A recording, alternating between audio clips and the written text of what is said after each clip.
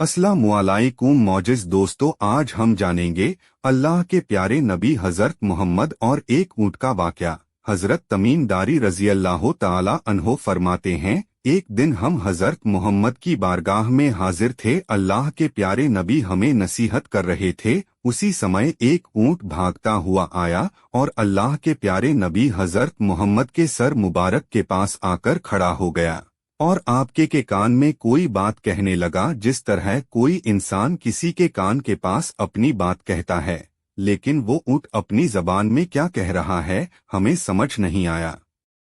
अल्लाह के नबी हज़रत मोहम्मद ने फरमाया, ऊँट बिल्कुल घबरा और डर मत। अगर तू सच्चा है तो तेरा सच तुझे फायदा देगा, अगर तू झूठा है तो तुझे उस झूठ की सजा मिलेगी।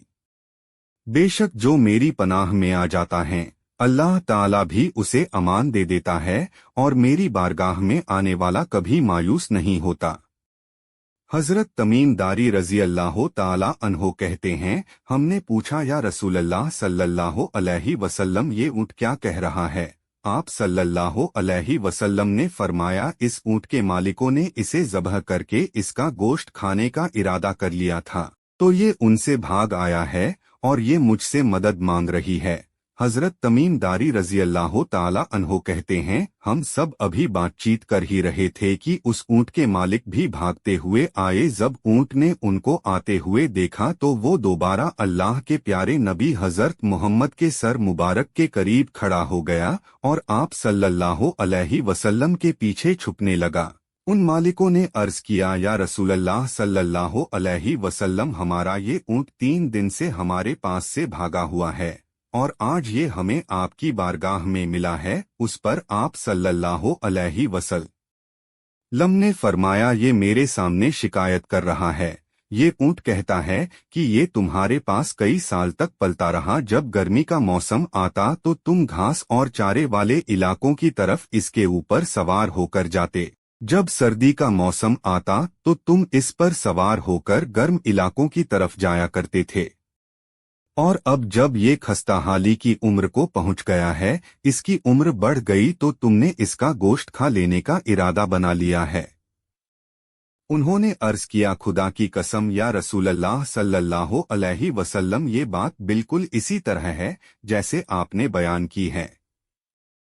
उस पर अल्लाह के प्यारे नबी हज़रत मोहम्मद ने उस ऊँट के मालिकों से पूछा, एक अच्छे खिदमत करने वाले की उसके मालिकों की तरफ से क्या यही इनाम होता है?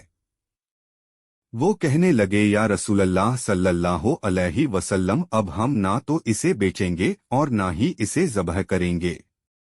उसके बाद आप सल्लल्लाहु अलैहि वसल्लम ने उस ऊँट को 100 दिरहम में उन लोगों से खरीद लिया और आपने कहा, ऊँट जा, तू अल्लाह की रज़ा की खातिर आज़ाद है। उसके बाद वो ऊँट अल्लाह के प्यारे नबी हज़रत मोहम्मद के सर मुबारक के पास अपना मुंह ले जाकर कोई आवाज़ निकाली तो आप सल्लल्लाहु अलैहि वसल्लम ने फरमाया, आमीन। उसने फिर दुआ की, आप सल्लल्लाहु अलैहि वसल्लम ने फरमाया, आमीन।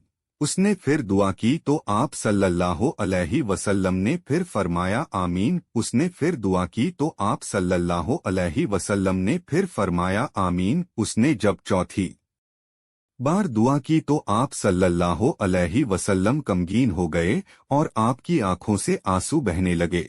हमने पूछा, या रसूलल्लाह सल्लल्लाहु अलैहि वसल्लम, ये ऊँट क्या कह रहा है? आप सल्लल्लाहु अलैहि वसल्लम ने फरमाया, उसने पहली दफा कहा, ए नबी रहमत, अल्लाह ताला आपको इस्लाम और कुरान की तरफ से बेहतरीन जज़ा अता फरमाए। मैंने कहा, आमीन। फिर उसने कहा, कयामत के दिन आपकी उम्मत से इसी तरह खौफ को दूर फरमाए जिस तरह आप सल्लल्लाहु अलैहि वसल्लम ने मुझसे खौफ को दूर फरमाया है। मैंने कहा, आमीन। फिर उसने दुआ की, अल्लाह ताला दुश्मनों से आपकी उम्मत के खून को इसी तरह महफूज रखे जिस तरह आप सल्लल्लाहु अलैहि वसल्लम ने मेरा खून महफूज फरमाया है। उसने फिर कहा, अल्लाह ताला आपकी उम्मत के बीच दुश्मनी और नफरत पैदा न होने दें।